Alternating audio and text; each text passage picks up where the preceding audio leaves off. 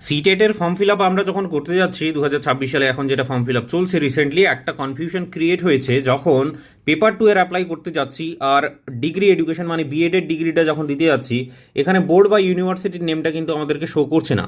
তো এটা একটা কনফিউশন ক্রিয়েট হয়েছে। তাহলে যদি শো না করে তাহলে কি করব? তো এখানে দেখতে পারবে যে কোয়ালিফিকেশন ডিটেলসের ক্ষেত্রে আমি এটা পুট করার চেষ্টা করছি। তো ইন্টারেস্টিংলি আবার পেপার ওয়ানের ক্ষেত্রে আবার কলেজের নেমগুলো কিন্তু শো করছে, কিন্তু পেপার টু এর ক্ষেত্রে যখন করতে যাচ্ছি তখন কিন্তু শো করছে না ইউনিভার্সিটির নেম বা ইনস্টিটিউশনের নেম, মানে বিএড কলেজ যেটা আর কি, সেটার ইনস্টিটিউশনের কথাই আমি বলছি এখানে। তো বিষয়টা হচ্ছে যে কি করতে হবে তাহলে, এখানে তুমি এখানে টাইপ করে আগে দেখে নেবে যে তোমার ইনস্টিটিউশনের নেম আছে কি নেই। যদি না থাকে একদম শেষের দিকে চলে যাবে, একদম এটা প্রেস করে একদম শেষের দিকে চলে গেলে এখানে আদার্স বলে অপশনটায় তুমি সিলেক্ট করবে।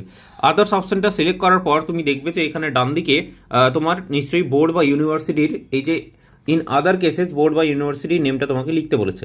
তুমি এখানে কলেজের নাম লিখতে পারো অথবা তুমি এখানে ইউনিভার্সিটির নামও লিখতে পারো। তো ইউনিভার্সিটির নামটা সুন্দর করে লিখে দিলে এবং শেষে এখানে দেখবে যে ইনস্টিটিউশনের পিন কোডটা তোমার কাছে চাইছে।